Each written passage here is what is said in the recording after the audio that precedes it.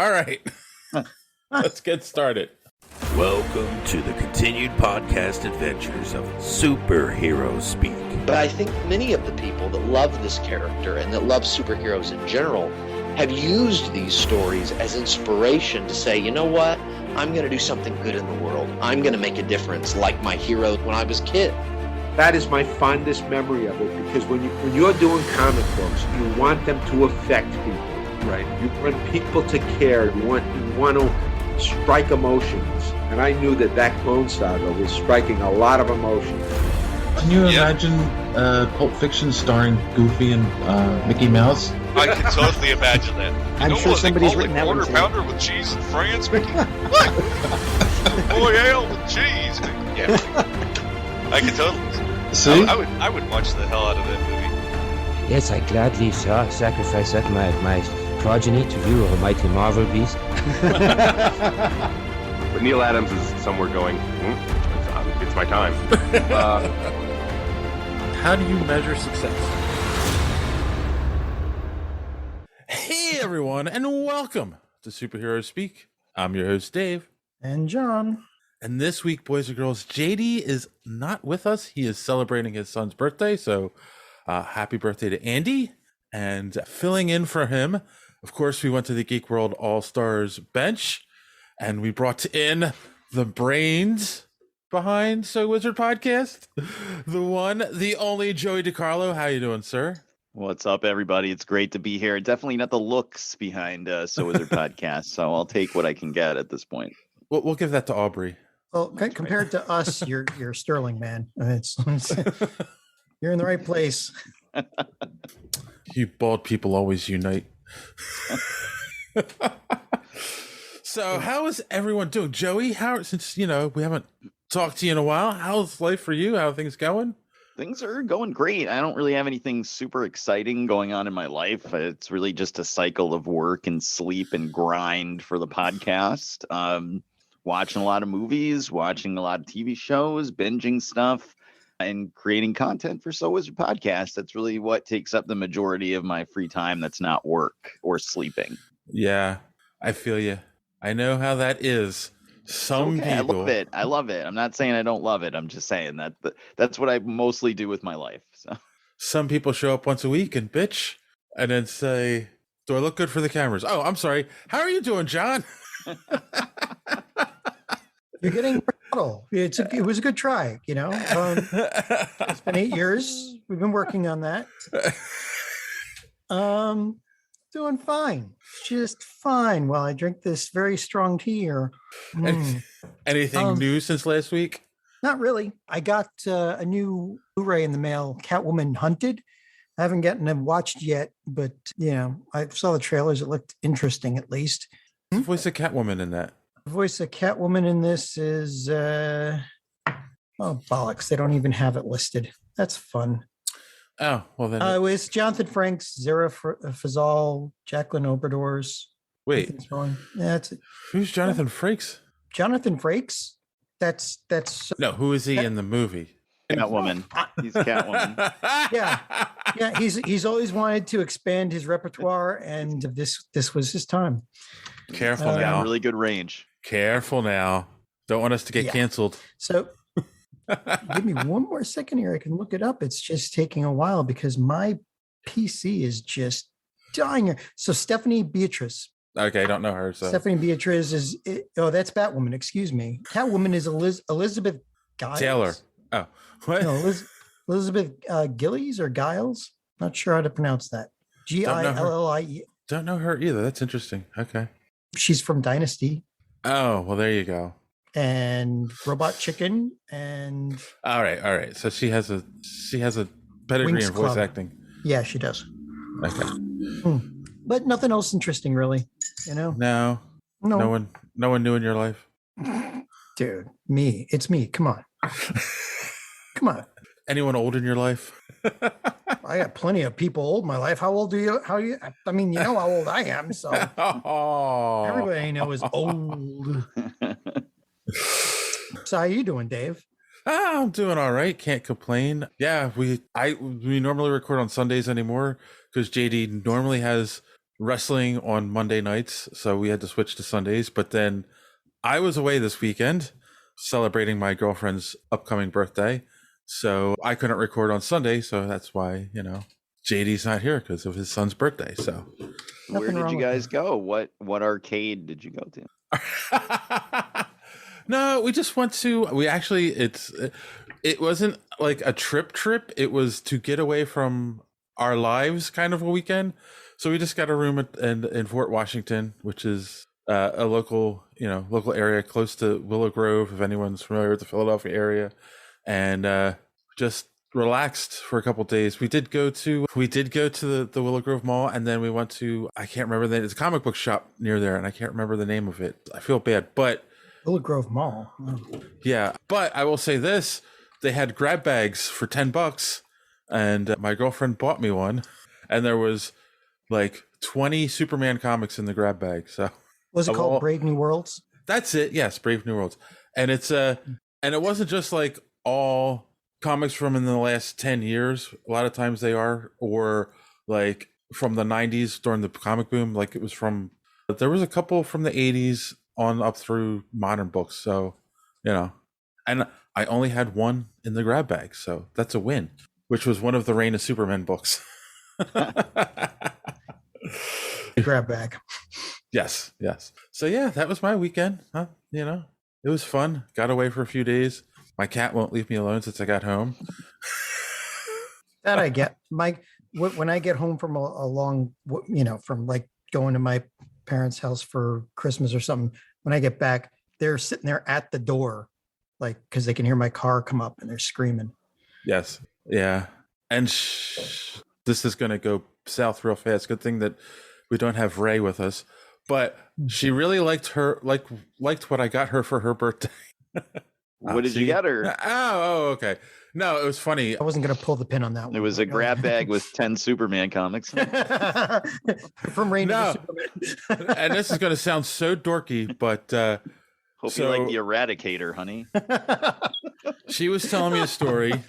For 1 year for her birthday. She got the Western Barbie and her horse Dallas, and then like a few months after her birthday, her sister stole it and hid it, and she never got it back. So shortly after she told me the story, I went on eBay and actually found an original in the box, both of them, and that's what I got her. So yes, I'm one of those cheesy guys, but she was like, and it's funny too, like she said she really loves it, but like there's something nostalgic about because it was in the original boxes.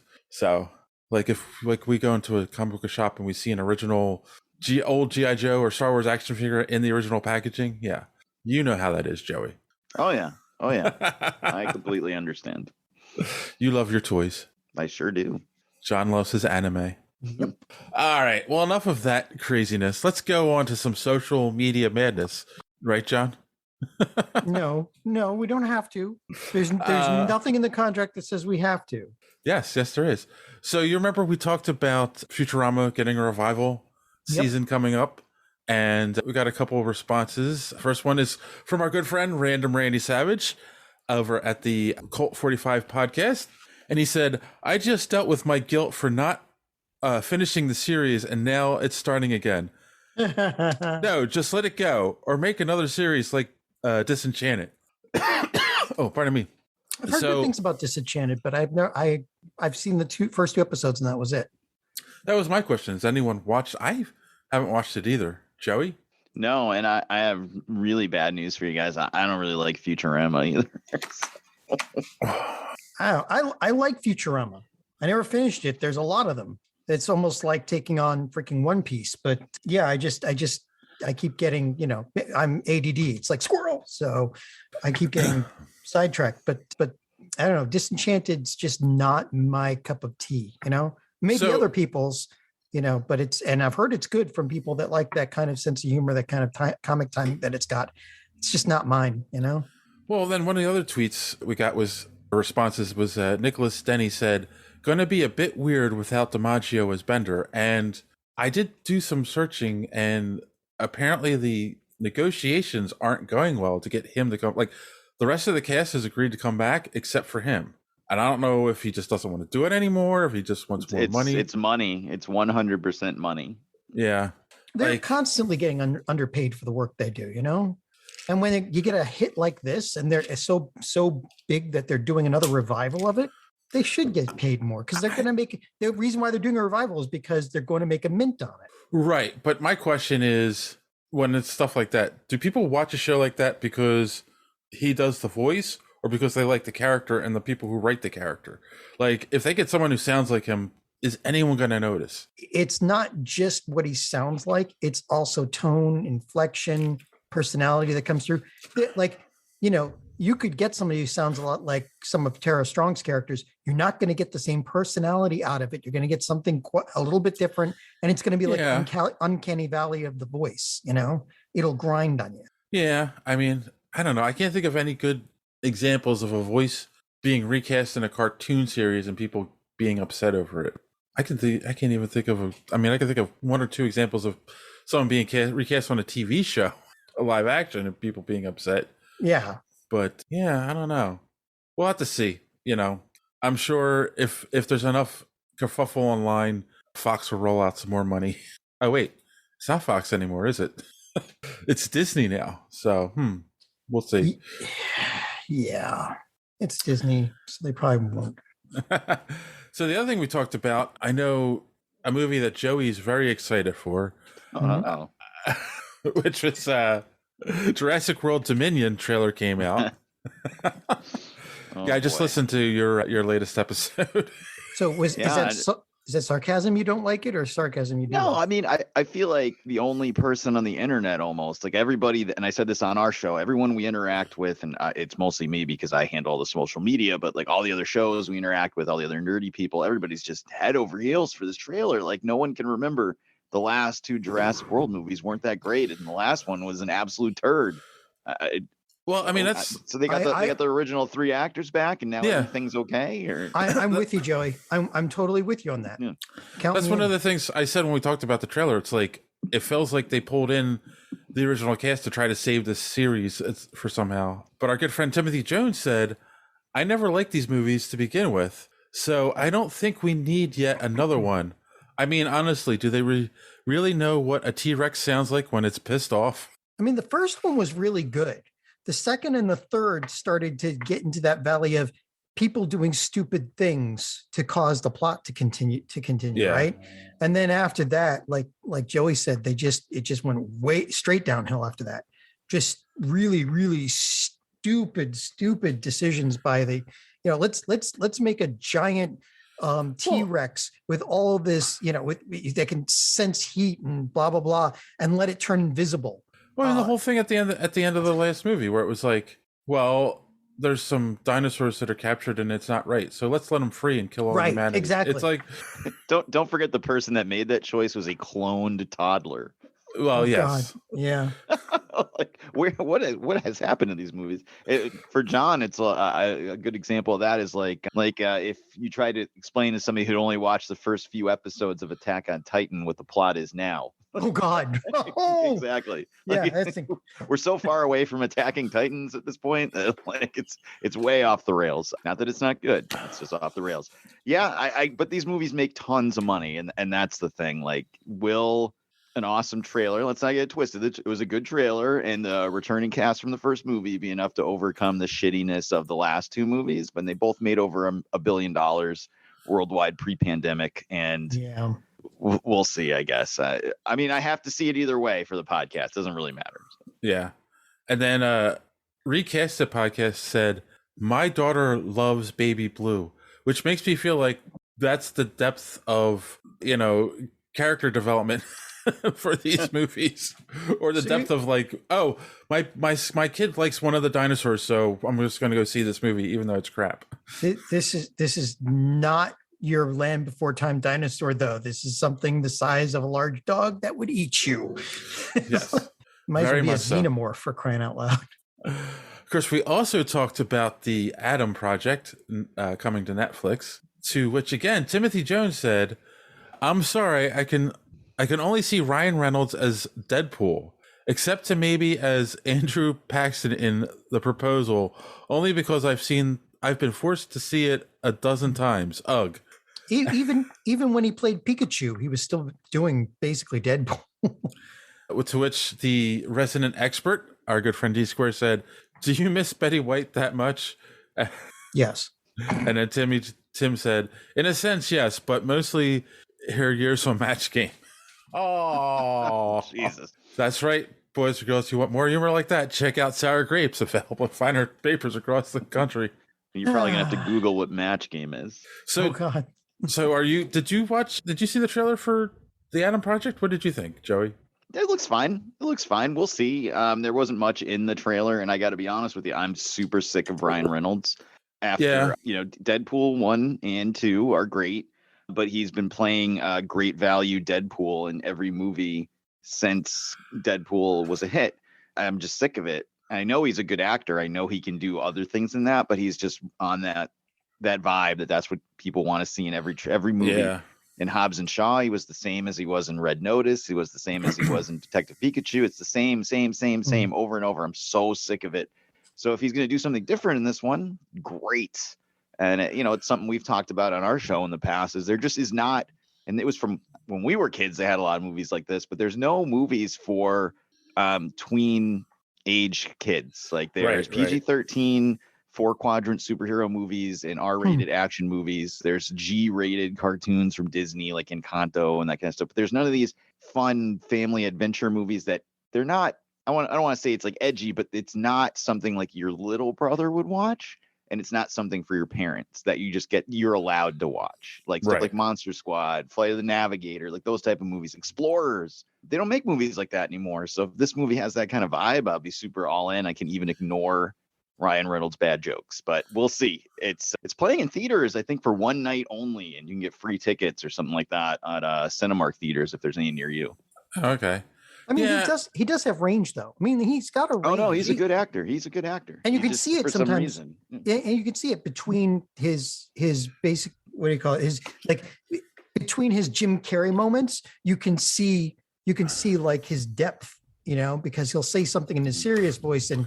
You'll feel it. I feel like for some reason he was on the road to be the next big lead in like romantic comedies, and then took a left turn into comic book and sci-fi movies. Which, if that's what he really wants to do, more power to him. And I then think what he wants to do is cash a paycheck. He gives a crap. Yeah, I mean, not just that though. He's the one who pushed the Deadpool thing to begin with. Took a hit at Fox just so that he could do the real thing later. So he's a certified geek. I mean, it did feel like the generic time travel sci-fi movie starring Ryan Reynolds. So we'll have to see. And it's a Netflix movie, so at least you don't have to leave the house to see it. That's the most important. It could be worse. It could be Dr. Dolittle, right? Right. And finally, we discussed the Quantum Leap reboot continuation. I'm not really sure what they're doing. Has a director for the pilot. It's Helen Shaver. Not that important, but asked our fans how they felt about the return of Sam Beckett.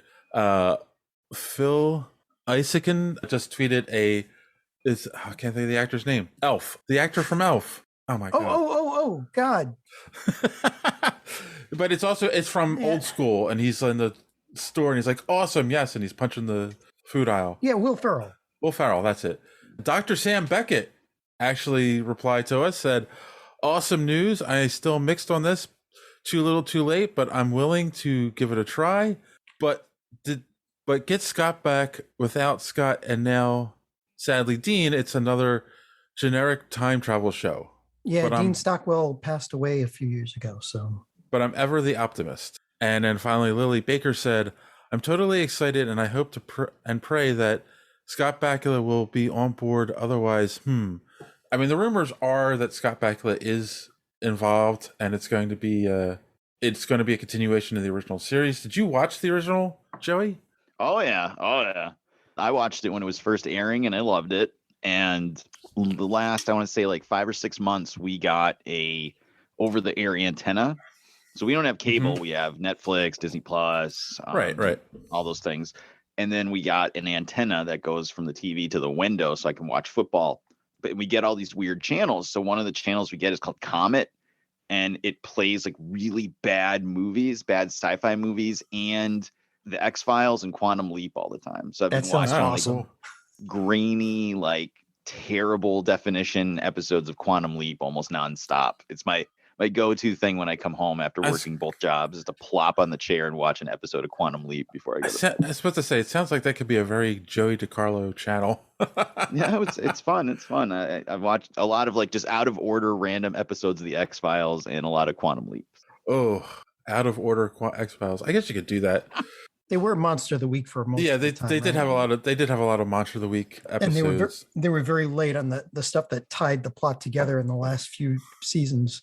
So you could almost watch them out of order and it almost doesn't matter. Almost. But yeah, that's all our social media madness for the week, John.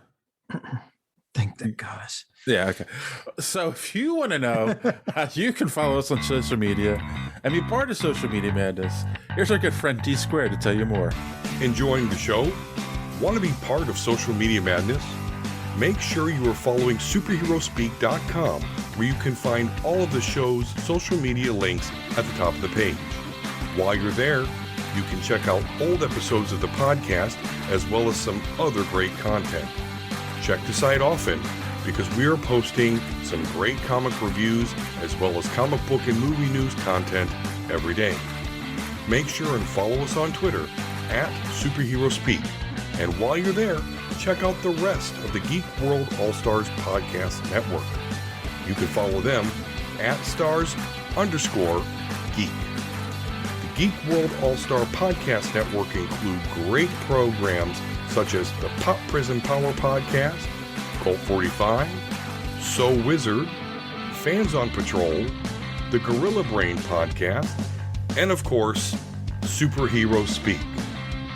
Search for #GWAllstars. You will not be disappointed.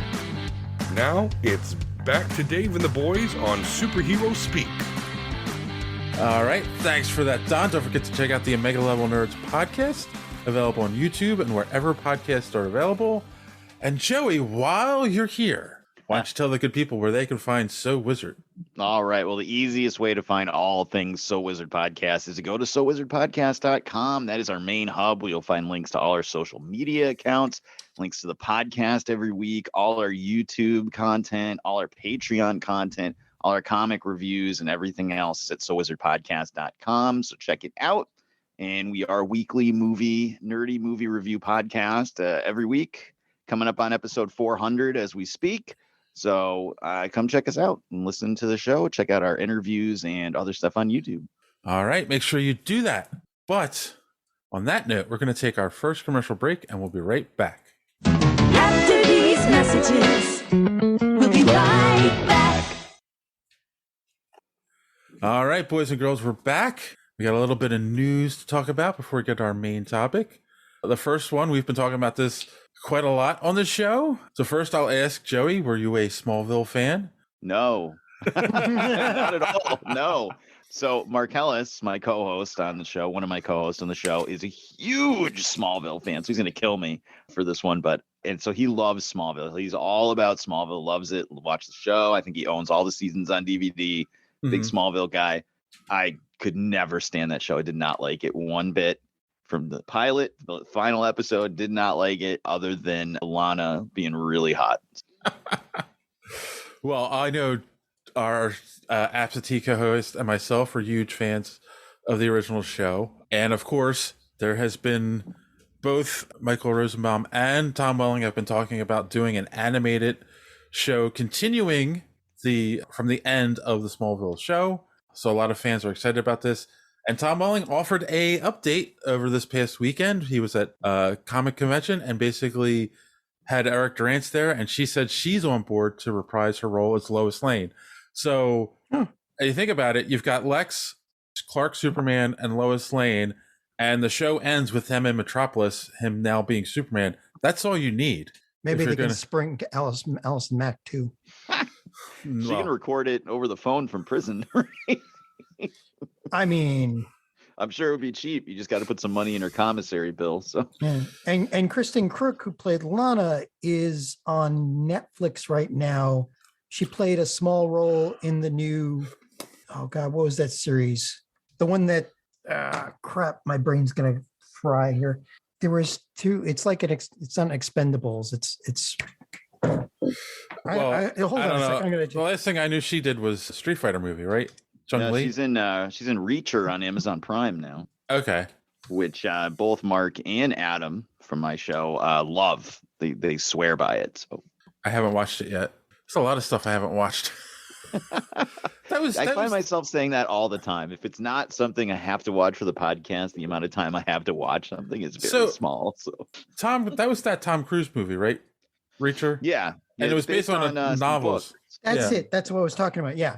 She was on, small. Yeah. She was a small role on that. Apparently, the Tom Cruise movies don't follow the books very faithfully, so people weren't too thrilled with them. And this supposedly follows the books a lot more. And I know Mark and Adam both love it. We got it early from Amazon to review, and they both absolutely loved it. So here's the thing, though, and you will very, very rarely hear me say this. I like the Tom Cruise version better. Whoa. I watched the entire series on Netflix, and he just comes across as this meathead, you know. I mean, the actor is okay who plays, you know, Reacher, but it's just not. I don't know. They like it's you're just looking at this huge slab of meat walking around and punching people once in a while, and that's basically it. Be careful, because Joey's a huge Tom Cruise fan. I'm kidding. Oh, yeah. I know. I'm not usually real big into him. I'm not usually all my thetans myself, are cured. Let me tell you. But Alan Ritchson. Well, he just comes across as just a slab of meat that, you know. On the just getting back to the Smallville news. Sorry, yeah. Let's get off of a big slab of meat men and get back to. There has been no news from HBO Max or Warner Brothers if they're going to actually do this or not. So I'm wondering if they're going to. I'm kind of curious if they're going to pull a Ryan Reynolds Deadpool thing, like put together a pilot and put it out there and see how people react to it, and if people like it. They all have enough money to throw in. Not that they're like super rich, but they're certainly have much more money than we do. They can throw some money in and get like a 5-minute sizzle reel made, that they can throw on YouTube to get hype going for this. DC / Warner Brothers is acting real weird about Superman, so I don't know what's going on there. They may just be trying to avoid putting him in stuff, and we'll get to that a little bit. Put a pin in that for a little later, but that goes for Batman too in that. So yeah, they're just not doing anything with Superman at all right now. They're not using him in anything other than Superman and Lois. But in the upcoming Flash movie, it's not Superman; it's going to be Supergirl. So I don't know really what's going on with them, or they're trying to make people slowly forget Henry Cavill or something, but they don't seem to really want to push Superman forward right now. Yeah. But you know, the original Superman movie had a great score. Mm-hmm. It was written by John Williams, who not long ago said he was retiring and was not going to write any more music for Star Wars or superhero movies or whatever. It's because he's 90 years old. But he has come out of retirement and is writing the main theme for the Obi Wan Kenobi show coming up. I will watch that just to listen to his score. You're going to watch it anyway. Come on. That's why I included this article, John, because I know how you feel. Zimmer. Yeah. My mortal enemy. Does that get you any more excited for the show, Joey? No, it's hard to be any more excited for the show than I already am, but I do love John Williams. I think he's probably the greatest living composer right now, and probably one of the greatest of all time, to be quite honest with you. Think about all those iconic themes that he's created and all that iconic music he's done over his whole career. It's insane. And some of it you even just forget about. Like if you look down the list of things he's done, you'll be like, wait a minute, that was him? Wait, I forgot about that one. It's not just Star Wars. Like that's the thing. People think Star Wars. It's not just Star Wars. There's tons of other stuff in there that you completely will have forgotten was him, and it's just phenomenal. I mean, some of his best work, in my opinion, was the prequels. As much as people hate the prequels, the music for the prequels is phenomenal. Across the Stars from Attack of the Clones. I hate Attack of the Clones. I think it's one of the worst movies ever made. That music makes me want to cry. It's so good. But the thing is, every time you hear one of his pieces, you can see the story in your head that he's right. He literally writes stories in music. Like you can't name another composer that really does that. except maybe John Powell, but beyond that, I watched an interview with him one time, and he was talking about like they were talking about the Superman theme, and the dun, dun, dun, like in his head he was singing the word Superman, and like that's how he came up with it, and it builds this entire orchestral piece around that simple little 3-note pattern, and without knowing that, people who hear it for the first time will sing Superman in their head when they hear it, just spontaneously. Yeah. So I mean, I'm excited for it too. I don't know. I mean, I understand a lot of it's going to take place on Tatooine, but I have no idea what this is. And Hayden Christensen coming back as Darth Vader just seems weird to me. Like you could put anyone in the suit, just get James Earl Jones to do the voice. But I'm hoping we'll see some flashbacks with him out of the suit or something like that. When we've talked about this on our show, you don't hire him to come back to put him in a suit that you could pay a stuntman $30,000 to do the series in. So especially on a plant made of sand, because it gets everywhere. Well, on a green screen magic screen thing they have with sand on the floor, but they got to be doing something else with them. So I just want to see what they got to do. Hopefully it won't suck. He hates sand. Dude, John Williams did the background music for Star Wars Galaxy's Edge at Disney World. So when you're walking around the park, there's music playing through the speakers, and he did that music, and it's awesome. And that's only from a few years ago. The guy is just perfect. Yeah. Yeah. But he's no Hans Zimmer. Don't. That's all he's got. That's all he has. All right, that was his inspiration. Like Batman had the bat come through the window. Hans Zimmer must have rented like an apartment next to a train station or something. Oh, the train would go like, whoa. Speaking of fun things from our childhood, did either of you watch Chip and Dale's Rescue Rangers when you were kids? Kind of had to. I did. No. Another unpopular opinion. I always hated all those Disney afternoon shows. Because they signaled the end of 30-minute toy advertisements as cartoons. So when the Disney afternoon shows moved in, and all of a sudden it was DuckTales and Rescue Rangers, Tailspin, Gummy Bears, Duck, all of them, all day Gummy Bears, all that stuff all afternoon. Now I wasn't watching He-Man, I wasn't watching Voltron, I wasn't watching Silverhawks, Tiger Sharks, Street Frogs, Captain Tiger Sharks, Macross, Battle of the Planets. That's Mask, right. All that stuff was gone all of a sudden, and it was actual quality programming instead of a terrible 30-minute cartoon, and that was a commercial for toys. Captain Power and the Soldiers of the Future. Yep. You want me to watch quality stuff? Where was my Centurions? Come on. Yeah. So I was never a big Disney guy. I did like the video games, so they had on NES. Okay. Great. Yeah, I remember those. I didn't mind them, but they weren't like you said. They weren't Mask of the Centurions, or what was the one with the best intro ever? Galaxy Rangers or Mighty Orbots. Yes. Galaxy Rangers, Spiral Zone.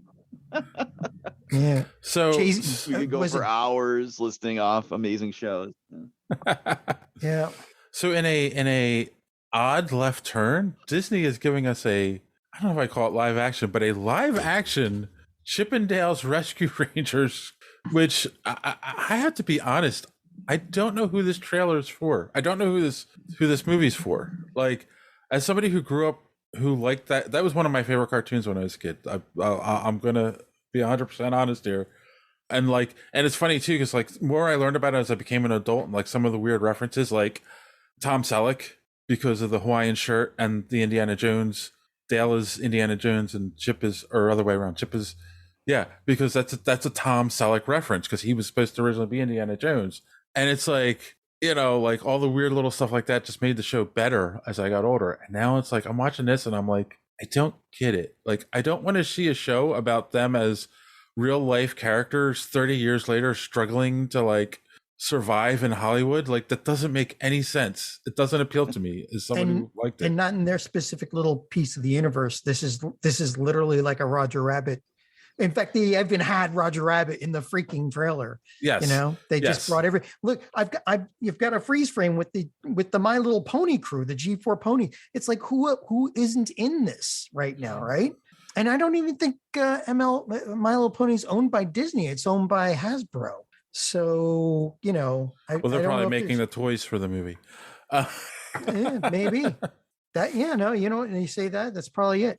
But it's just weird that like there's so many references all over the place. It's kind of a MCU of Chippendale, but who asked for that?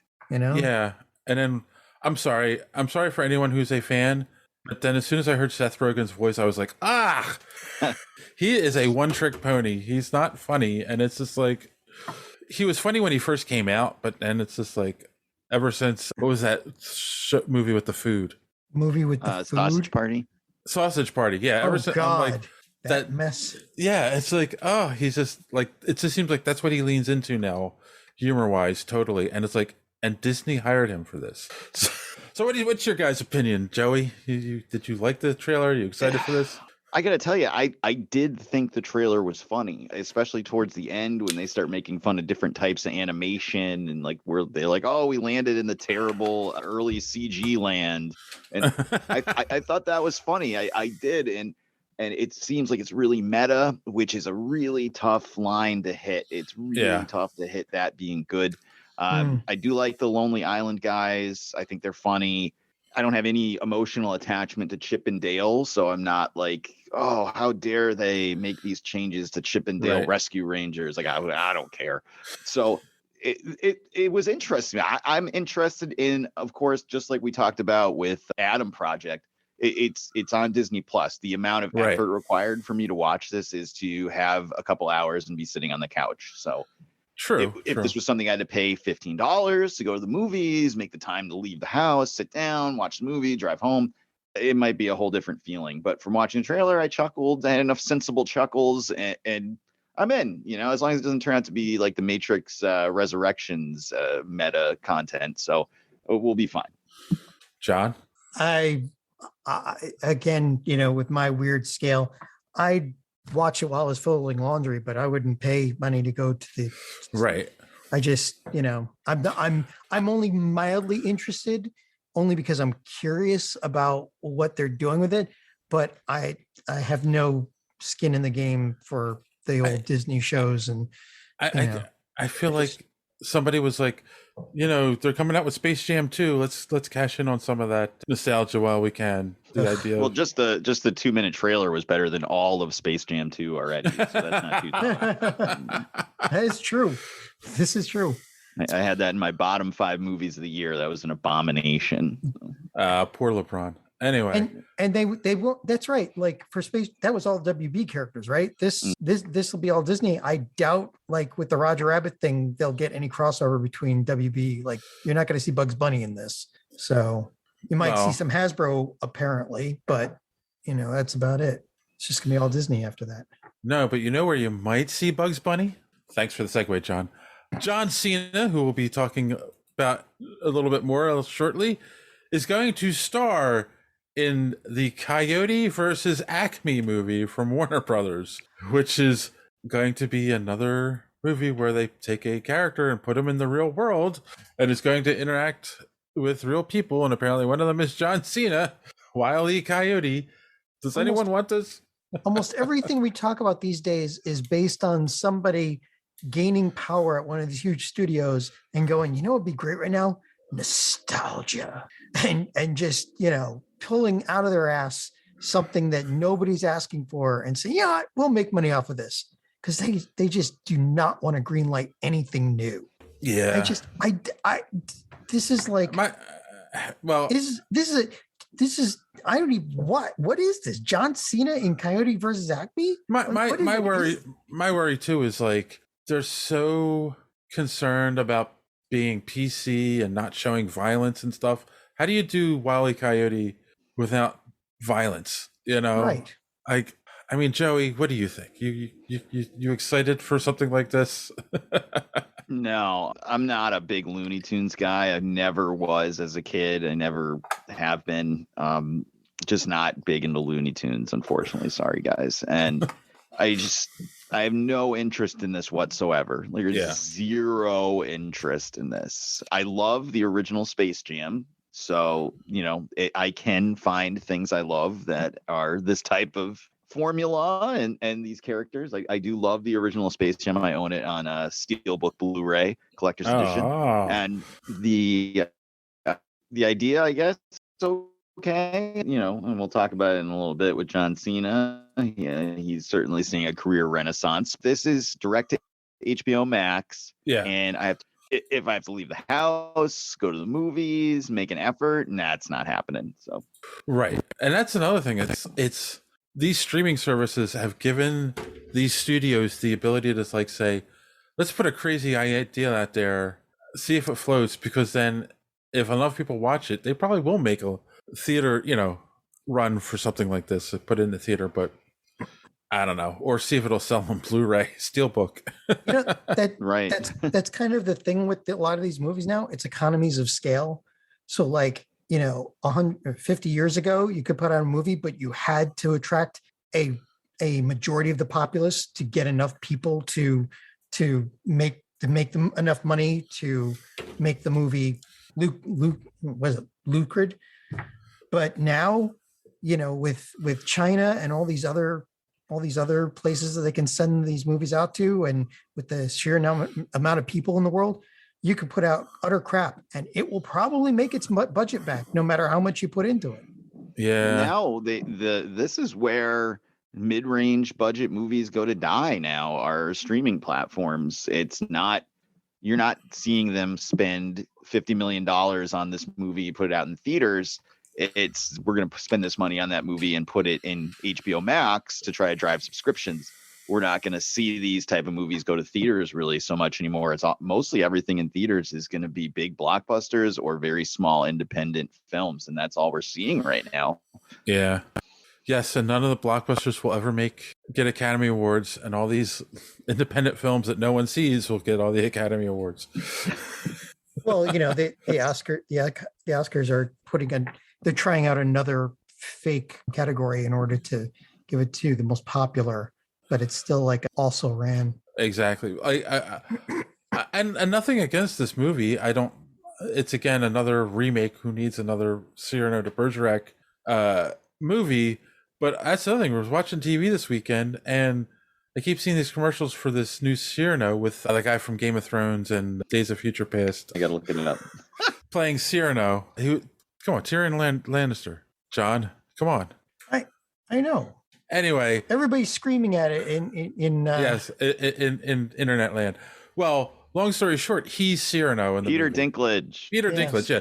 Peter Dinklage is playing Cyrano, and I don't know who's playing the other characters, but it's does it matter? And the thing is, it's nominated for so many Academy Awards, and it's I didn't even know this movie was coming out, and it's already nominated. It's okay, yeah. Yeah, so. A lot of those are playing in small theaters. They're playing in LA and New York only. There's all sorts of tricks that go with these things. But yeah, it's just sad that these mid-range movies have now become streaming service things, and they sometimes don't really hit the mark because of that. So yeah, yep. So I think you're right. That's the future of movies. Yay. Well, speaking of John Cena's renaissance for his career, it's been confirmed, before we get into our main topic, the last bit of news, but this leads us into it, is Peacemaker has been confirmed for season 2. So it doesn't surprise me. Everyone I know who's watched the show has loved it. I haven't met one person yet, I don't know about tonight, that's been it was utter crap. So yeah, I'm excited for that. Maybe we should hold your guys' opinions until we talk about Peacemaker on season 2. Yeah, I'll be quiet. Well, on that note, as you all wait in suspense, we're going to take our second and final commercial break, and we'll be right back. After these messages, we'll be right back. Yeah. All right, boys and girls, we're back. We're going to talk some Peacemaker on HBO Max. Of course, from the crazy mind of James Gunn, starring John Cena as Peacemaker. And yeah, based off of the Suicide Squad movie version of the characters. I guess we'll do it our normal way for review. I mean, everyone who listens to this show, we've been talking about it every week, so they know how we feel, but we don't know how Joey feels. So Joey, non-spoilers, what was your thoughts on Peacemaker season 1? I loved this show.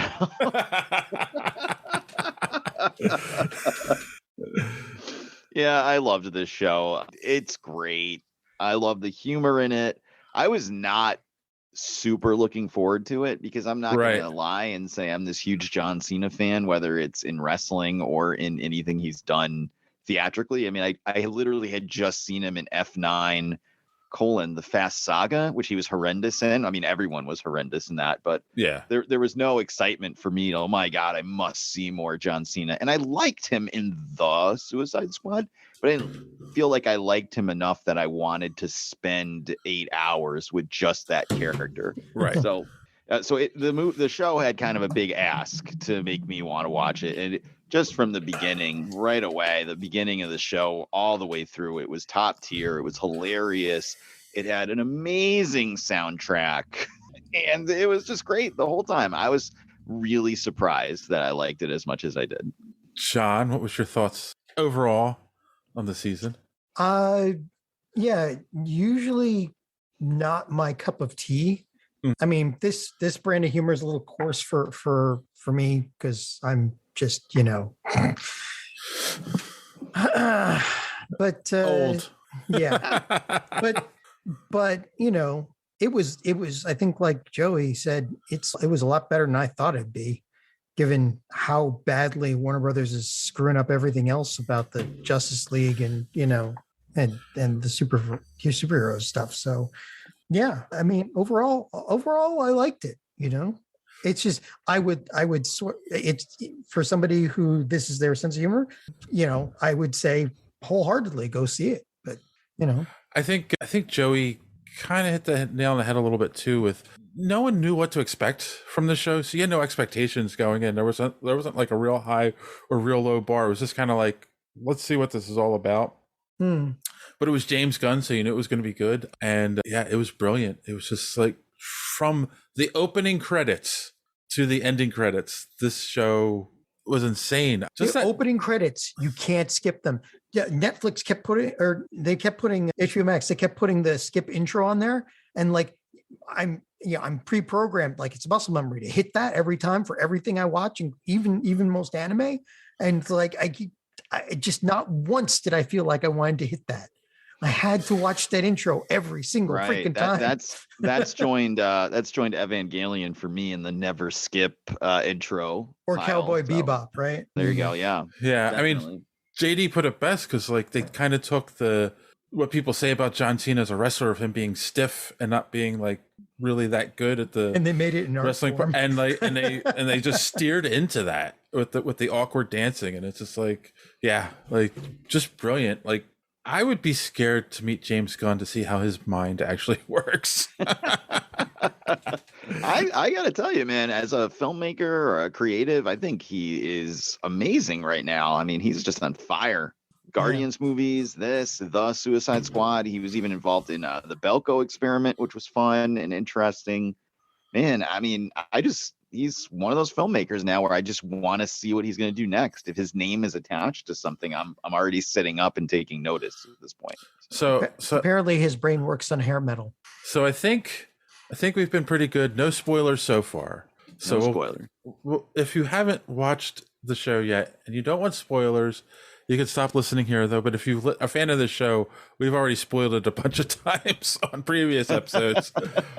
But if you're new to the show and you don't want spoilers, stop listening now. Come back later after you watch the season. Long enough to count as a download at this point. Exactly. So don't worry about it. So here we go. Spoiler territory. So I'm trying to think. All right. Let's just do it the way you guys normally do it. I like the way you do it, Joey. Thanks.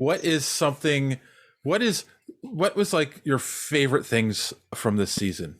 We'll start with John. My favorite things from the season? Yeah, what are some of your favorite things? The cow being Insectosaurus from Aliens versus or Monsters versus Aliens. It really wasn't Insectosaurus, but yes, it looked like it. It looked like it. They used the exact same sound effects for its cry. I mean, it was freaking Insectosaurus. It looked like Insectosaurus, but I mean, this is a lonely island for John with the yes. I know, Monsters but I mean, versus Aliens references. Big My Little Pony and kids movies fan John coming through.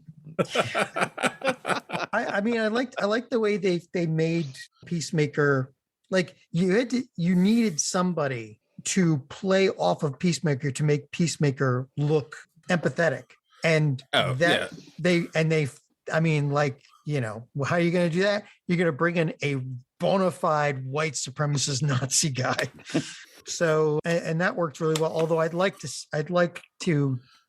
to go into how the hell his father was so smart that he had an extra dimensional like laboratory. I'd like to know the story behind that. But otherwise, like, it just some of the characterizations, like Vigilante. It's you can't count him out. He was kind of funny when Peacemaker couldn't shoot the family, and so he goes, "Oh, I'll take care of it. Move over a sec." Dead. It's like almost like Deadpool. So, only even worse. So that there's a question when he got shot in the final episode and went down. Did you think he died?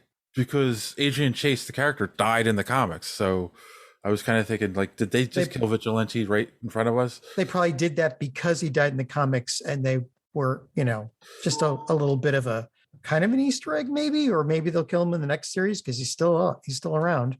Or maybe he died when he jumped. It'd be neat to start the next series. In the first episode, they show him as he's jumping out the window of the hospital. And it's 5 stories down, and he just goes splat, and that's it. That's the kind of humor I expect from this, But I expected one of them to walk out of there with a bug in their head. That would have been an interesting way. When Hardcore went down, I figured, okay, this is where she dies and one of the bugs like basically takes her over, and that's something that they have to deal with the next series, but next season. I don't, but that didn't happen because Amanda Waller's daughter is like made for this, which they kept saying. So what about you, Joey? What are some of your favorite things from the season? Well, right off the bat, I liked that the series hit the ground running. So the first episode was awesome. Right off the bat, just him having that hilarious conversation with the janitor. It really sets the tone for everything going on. The whole first episode was just good. It was interesting. Things happened.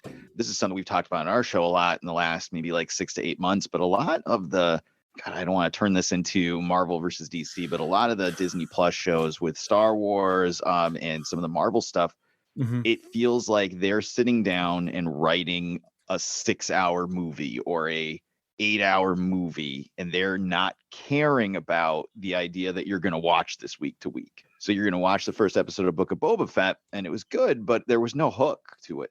Yeah. And nothing made me say, oh man, I can't wait to get back here next week and watch this, other than the oomph of I love Star Wars and I want to consume more of it. Whereas this felt like it was more written like episodic television. So I wanted to watch every week. I was waiting to see what would happen. I had things interesting happening in my head that I was like, let's go, let's sit down. I don't feel like really any of the Star Wars or Marvel, well, maybe the Mandalorian a little bit, but in the Book of Boba Fett and most of the Marvel stuff outside of WandaVision, because I felt that one had a lot of conversation and mysteries and stuff going on. Most of them have just not had that where it feels like episodic television and they're forcing you to watch it week to week. And this felt like that. This had that drive and that hook to make me want to come back every single week and see what happens. Soundtrack, amazing. I love hair metal. It's what I grew up with. So hearing it in a TV show, the end of the first episode, I watch everything with the subtitles on because a lot of times I got to watch it at night and have to have the sound down a little bit. So when it said like Tiger Tales begins to play, I was just like, oh my God. Like, I didn't even know anyone knew what that was besides me and my friends. That was crazy. That one scene where he's crying on the bed listening to Firehouse, I was dying. Oh my God, that's right. That was great. I love the cast right off the bat. Jennifer Holland as Hardcore, Woman Crush of the Year candidate, like right up there. Like, she's smoking hot. Yep. And I know that's James Gunn's now fiance, so Yes. not trying to like start anything or anything. I'm just smoking hot. But so you are, because you'd love to have him on the show. It's like I'd like to shake his hand. I'd like to smell his hand. So, no problem. But with the cast, like when you look at the cast, when they show you the cast before you've watched the show at all, you see the cast, you're like, oh, here we go. You know, it's the Burger King Kids Club of Diversity. We've got, the black girl, the fat guy, the blonde girl, the blonde woman that don't need no man and don't take no guff, and the lesbian. And like we've checked off all the boxes. You're like, oh, this is going to be that kind of show. But they did a really good job of actually making those characters and making the fact that, just because I can't pronounce her name, Adebayo, was that the character's name? Sorry. Amanda Waller's daughter. Just because they wanted to have her be played by an African-American actor didn't mean that her character couldn't have faults and wasn't a perfect person. Like she was allowed to be an actual character. And that was awesome. That to me, that's true diversity. It's seeing awesome actors playing different roles that all look different, but they're allowed to actually be characters. It's not just we can't have her have flaws because we don't want to offend people. So that was awesome. I was so happy with that when that was showing up in the show. It was great. It's Leota Adebayo. Adebayo, that's right. She was great in this, by the way, too. Mm-hmm. So Robert Patrick pelvic thrusting. Who knew I needed that in my life? I know, right? I didn't know if they were going to go there with him as a character, because that's Peacemaker's dad in the comic is the White Dragon. And I'm like, all right, they're really going to go there with them. And they did a good job, man. This show was just hilarious. And I just really enjoyed a lot of it. So, that's what I liked. All right. I love the nudity. Let's get that out there. Really big into John Cena and tighty whities. Oh my God. I love that they weren't afraid to steer into things and just go with stuff. Yeah, I mean, and you guys are right. Like White Dragon and Robert Patrick was just, I mean, you want a bad guy, that's who you hire, right? Like someone like as soon as he walks on the screen, you're like, yeah, he's the sleazy bad guy. And that's another thing going into the show. It's like Peacemaker wasn't a very sympathetic character in the Suicide Squad. How do you make him sympathetic? Oh, you make his father a white supremacist who with this army behind him and his suit, and he's going around killing people. And you make him kill his brother by accident and have his father blame him for it for the rest of his life. Yes. That would mess up anybody. Yes. Oh God. I kind of had a feeling that's where that was going, but yeah, it was still like, oh man, that was tragic. Let me think. I love the character of Vigilante. I don't know why. Just it's like Peacemaker, but to the nerdy extreme. That scene where he goes to the prison to throw the trash can through the window. Yeah. I was dying. I was crying. I was laughing so hard. It's just an amazing character. Hilarious. Like you feel like he just walks into situations and doesn't have a plan and just gets away with it. Yeah. Like you really feel that's the character. Like he's like a Jack Sparrow from Pirates of the Caribbean. He just wings it and his luck gets him through everything. His brain just doesn't work the way everybody else's does. Yes. Yeah. I mean, just crazy. The humor's crazy in the scabies helmet. Like again, I don't want to know how James Gunn's brain works. Yeah, I mean, it's I'm trying to think. I love the twist that she was Amanda Waller's daughter, because you got to have it tied to the Suicide Squad. And we're not talking about things we don't like yet, so I'm not going to get to that. But you like it works. It makes sense. Like somebody on the team would have to be a channel back to her. Oh, I love the twist of the leader of the team. What was his name? The character's name being a butterfly. Like Clemson Mern. Yeah. Like that was like I really didn't see that coming at first, and then when they reveal it, it's like, oh, okay. I mean, how she found out I thought was quite obvious, the X-ray helmet, she puts it on, it was like, oh, okay. Here's where she finds out. As soon as they said they had an X-ray helmet, I was like, oh, one of them on the team. There's like, because first off, why wouldn't everybody have an X-ray helmet in this? Like, it'd be the perfect way to tell friend from foe. But as soon as they introduce that, it's like, nope, somebody on the team is going to be turned out of the butterfly. Just too easy. So yeah, I have no not a real lot of bad stuff to say, but as Joey always says, with the good must also come the bad. Wait, one more good. All of us forgot. Eagly. Mm-hmm. Eagly was top player for this. He's the best bird. He's the best bird. Oh, I don't know if we can use that. He was awesome. Drop a possum on you when you most valuable player on the team, except for when they need the MVP of the team. Except for when they wanted to put him a helmet on a barn. Yeah. Well, that's when you realize he's still an eagle. It's like, he's not sentient. He's just. Are you saying eagles are hard to train? Yeah, apparently, except to hug you, I guess. I don't know. All right. So then, what are some things, John, since you loved Eagly, what are some things you didn't like about the show? A lot of the rough humor, but again, that's me. I don't know what else didn't I like about it. It's like I don't have anything specific. It was just that I felt like some of the skit type stuff went on a little too long. They just kept hammering on certain things like they didn't really need to. Again, that comes down to my sense of humor versus other people's. So, other than that, I mean, the plot kept going back and forth. A lot of people, the body count in this is extraordinary. It's almost up there with the Suicide Squad, where they take out an entire town and not dying in nice ways. But no, it's just, again, it's mostly the sense of humor and sometimes people doing really, really stupid things like arguing while you're in the middle of a firefight and stuff. And my inner self is cringing at that. It's like, damn it, duck at least. But I don't know. I can't really say much more than that. I'm just not, there wasn't anything especially bad about it. Okay. How about you? Go ahead. That's about as good as I'm going to get, Yeah. Go ahead, Joey. Yeah. How about you, Joey? Anything? Yeah, I mean, there is not a lot to dislike here. And like John said, it's going to really come down to how you feel about the humor. What does worry me a tiny bit, and it's not necessarily so much for this season, but seasons going forward, is eventually it gets to the point where the characters are more caricatures of themselves instead of actual characters. I mean, it will get to the point where they are all just taking the piss out of everything happening.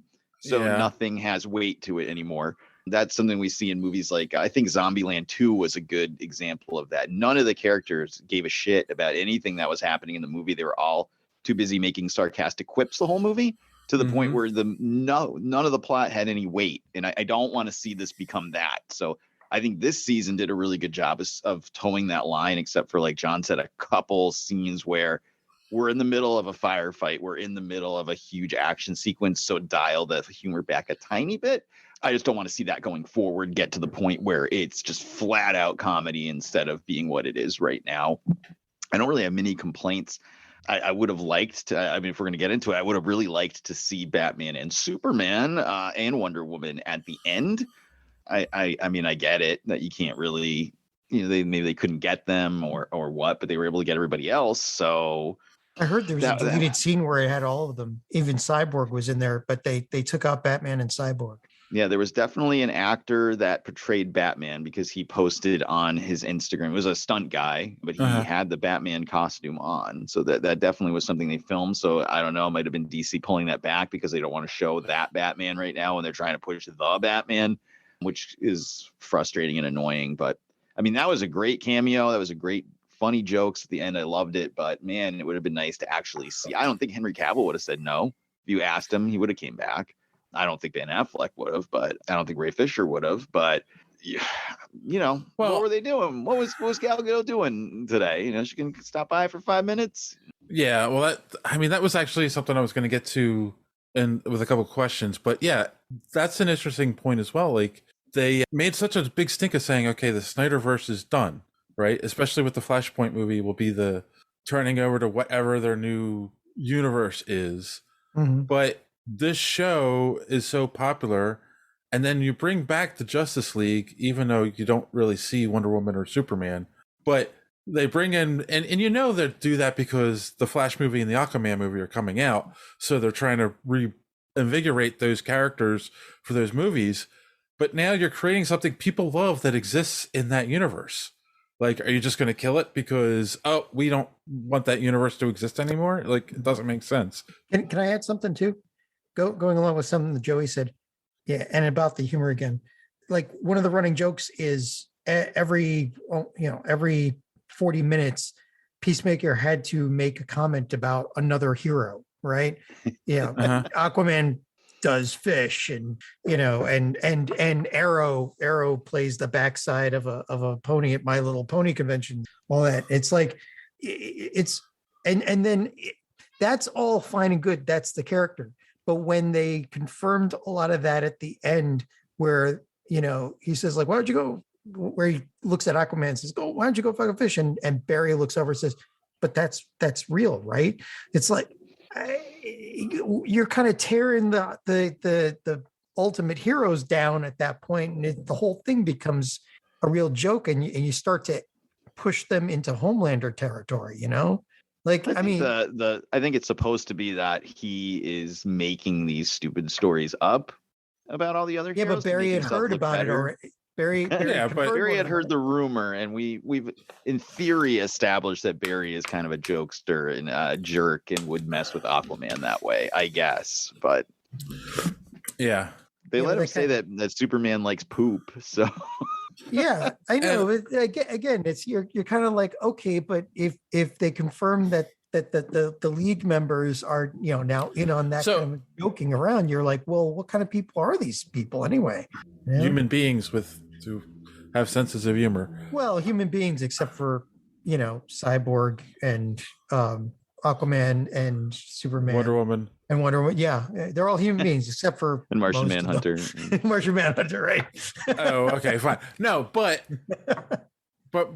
my point was getting to, like, this show now becomes a linchpin to the old Snyderverse, and they approve of season 2. Like, do you think they're just gonna, like, at one point go, okay, even if the show's super popular and gets millions of people to download it, like, are they just turn around like, okay, we're gonna stop making it now because we want you to embrace our new universe with sparkly Batman. I mean, it'd be fun to watch them try and ignore it, like Agents of S.H.I.E.L.D. ignored the Thanos thing. Yeah. They diverged timelines at the end of season 5. Yep. All right. So to make it work, let's not even go there. Okay. Hey, and now it looks like they're going to tie everything back into the Marvel universe. So, well, there you go. I can't wait to see Graviton. Oh, that's right. He's sorry. Yeah.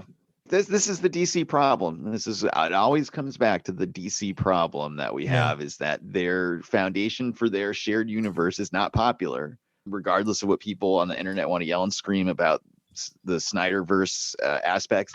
The audiences soundly rejected them. So, right. And this is coming from somebody who actually liked the Snyder cut. I thought it was really good and it was really well done. It was a huge improvement. It's probably the best DCEU thing we'd seen up until that point, in my opinion. But those characters in that form have been soundly rejected. So now we have some things that connect to them, some things that don't, some things that are another universe. We're bringing in 1989 Batman, 70-year-old Michael Keaton to replace Ben Affleck. There's no plan. And the funny thing is the Batman doesn't tie into any of this. It doesn't tie into any of these things. It has nothing to do with these other movies. And they showed a trailer when I went to see Uncharted this past weekend, review coming this week on So Is Your Podcast. They showed a trailer, extended trailer for the DC stuff, the one that we've seen online that was like Black Adam and The Flash and Aquaman and the Batman. But the Batman isn't tied into any of those movies. So why would that be in the trailer? Like, It's so all over the place. I'm hoping that the reason they would have Superman and was Batman there? No, Superman and Wonder Woman in kind of shadow.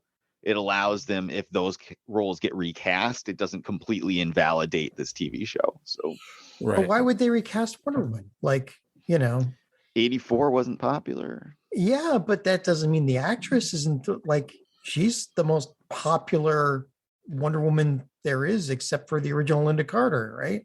I mean, well, your other choice is the girl that played Mockingbird on Agents of S.H.I.E.L.D. So yeah, that's right. Yeah. So yeah, for one episode, that's all they made, right? Yeah, never unreleased pilot, even though you can get it at every comic convention under the sun. Yes, right next to the Star Wars Christmas special. That's right, and Power Pack. That's right. So I didn't get to what I didn't like. Oh yeah, right. It's your show, so. I thought you liked everything about it. So. Well, I only have two. One's an odd complaint, but it's me with my like realism interrupting my fun fantasy stuff. The entire police department and those prisoners all were taken over, all died by the end of the show. Yep. And like they didn't talk about that. Like they showed news reports and stuff going on, but no one talked about like the amount of people that died. And like they all had families at some point. Some of them had to have. Like it just felt like, and maybe that's something they're going to deal with season 2. I don't know. Maybe like that's why they didn't discuss it at all, like how that ties in. But it just felt weird that like they're showing news reports, they're showing news conferences, but no one's like saying, "What about all the people that died?" They covered the gorilla that died, or no, they just covered that he was missing. They never covered that he died. Yeah, exactly. So yes, best death in the show too, by chainsaw. But that was, I mean, that was probably Amanda Waller in the background hiding things. And then, well, yeah, that's true. But then, okay, and then the only other thing, like, it wasn't bad but it just felt weird. Like, I'm watching the show and it's like, oh, it's a superhero show about an alien invasion taking over the planet, blah, blah. And then at the very end of the episode, Peacemaker is confronting, what was the name of the head butterfly? Goth. Confronting Goth, and it takes a weird political turn. And I was just like, huh. That wasn't political. That's just dealing with reality as it is these days. But I mean, it's weird that they made the show. But I'm saying that it still was a political statement. And then James Gunn, in my mind, is making another political statement with how he ended the show. And it was just like, that's weird. Like, I didn't feel that at all throughout watching this whole thing. I didn't feel anything like that at all. And that's, like, that's what makes it entertainment. But then when all of a sudden they throw something in your face at the end, and I'm like, well, it kind of tied in. I mean, the family that they murdered, that were taken over by butterflies, that the guy was a bigwig that was pushing, was it clean energy and stuff, right? They said that. They mentioned that in the CV. Yeah, but I mean, you didn't feel like that had anything. Once you start realizing what's going on with the invasion, you don't feel like that has anything to do with it. I don't know. It felt like a weird left turn. It was kind of a left turn at the end, but then it kind of makes sense, and it does show a moral choice of, do I let these aliens take over people to save the planet, from us, or do we make our own decisions? What's the right exactly, and that's what I'm saying. Like, that was the whole thing, and like, and I don't, I mean, I think in my opinion, Peacemaker made the right decision at the end, but it was just weird that like, they made that part of it, so. Yeah, having bugs around that could at any point just suddenly crawl into one of your orifices and kill you and take over your brain. And any of your orifices. That's not something that's, no matter what their good intentions, the fact that they had already killed a lot of people and taken them over. Well, exactly. So. Yes. But yeah, I mean, but that's, other than that, I mean, it was a great show. I just, you half wonder if that's like pressure from Hollywood. Like, oh, you got to have this kind of statement in your show. Like, no. Why couldn't it just be an alien invasion? Well, the aliens have to have some motivation, and that's as good as any. And it is, or just wanting a new planet to live on. And well, yeah, but they also gave them a sympathetic angle too. And it's a sympathetic angle that a lot of people right now are worried about. So it would resonate. So it was a fairly good hook, even if it did come at the last moment. Yeah. because then you've got a moral dilemma. Yeah, I guess. I don't know. It just seemed weird to me. That's all I'm saying. It just seemed like a weird. It didn't fit with the rest of the tone of the show, but that's just me. So, all right. So moving on. Who was your, besides the title character, Peacemaker, who is your favorite character from the show? John? Eagly. No, I don't know. I mean, for entertainment value, it'd be Vigilante. Okay. Just because, like, you know, if nothing's happening on screen, he's going to make something happen because he's portrayed as somebody who's got a mental issue, a lot of mental issues, which, you know, is, I guess it's okay if he's doing something stupid in the middle of a firefight, like, you know, arguing with people. But you know who you and I should identify with the most is, yes. What's his name? The graybeard. Economist. Yeah. Because, you know, but although, you know, at the end, he did that really stupid thing with, oh, I'm going to go help. He goes to climb with a fence and breaks his leg. It's like, you know. That would be us. Yeah, that'd probably be us too. How about you? Oh. Yeah. So, I mean, I'd go with either hardcore or Vigilante. Okay. Joey? Oh, I mean, come on. It's hardcore right off the bat. I mean, she's badass. She's smoking hot. I mean, that's obviously right up my alley. Strong-willed, tough, blonde woman. The straight man in the group, right? She's the straight man in the group. That's my type right there. But if putting aside my male chauvinistic feelings, it would probably be Vigilante, but I can't, you know, put him ahead of her in the rankings. But I did really like Vigilante. I thought he was hilarious. Yeah, I mean, I went back and forth between Vigilante and Economist because, for my money, Economist is the real hero. First, he saved them all by killing the gorilla with a chainsaw. And then he's the one that put the helmet into the barn to kill the mosquito. I mean, the cow. He's the one who also took out most of the white supremacists. Yes. Yeah. Yes, exactly. He stepped up at the last minute with an Uzi. And that's right. So there you go. If it wasn't for Economists helping move the plot forward, I mean, he might actually have the biggest body count of all of them. If you think about it, he planted the helmet. He took out the biggest bad that they had to deal with, and he took out he might have killed more people than the rest of them. Yes. And he dyes his beard. Yep. And apparently that's all that matters. All right. And then of course we covered that was my other question, was the Justice League and how this all is going to tie into the DCEU and where will it go.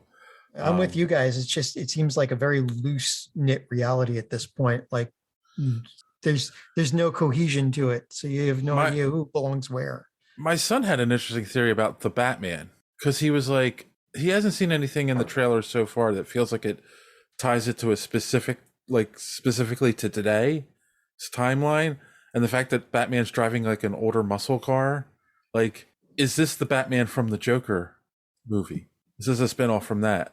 Which, it's funny, would make sense, especially because in the one scene, there's all those guys in what looks like the Joker makeup, and he's beating them up. Like, you know, there's no explanation. That's been a rumor. That's been a rumor for a while. I don't think Joaquin Phoenix wants to be part of any cinematic universes or anything like that. Though, as we say on our show all the time, you know, when Warner Brothers backs the Brinks trucks up into his driveway and says, come on, make Batman 2 versus the Joker, and you can now, after you're done, go make 5 years worth of boring movies where you fall in love with your phone or whatever other artsy fartsy movies you want to make for the rest of your life. You'll be all set. Just make 1 or 2 of these Batman movies with us.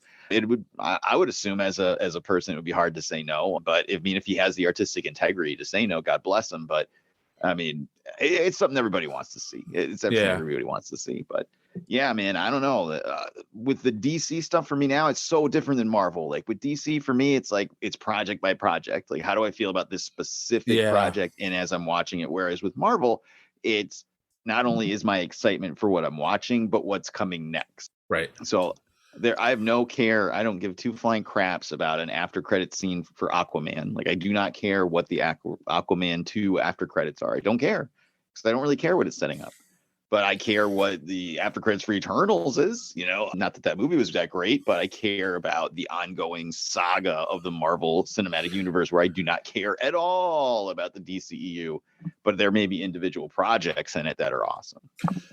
Have they set up anything in those movies and after credit scenes or whatever that will never pay off now in the DC movies? I'm trying to think. Yeah, the after credits for Justice League, where Jesse Eisenberg meets Deathstroke.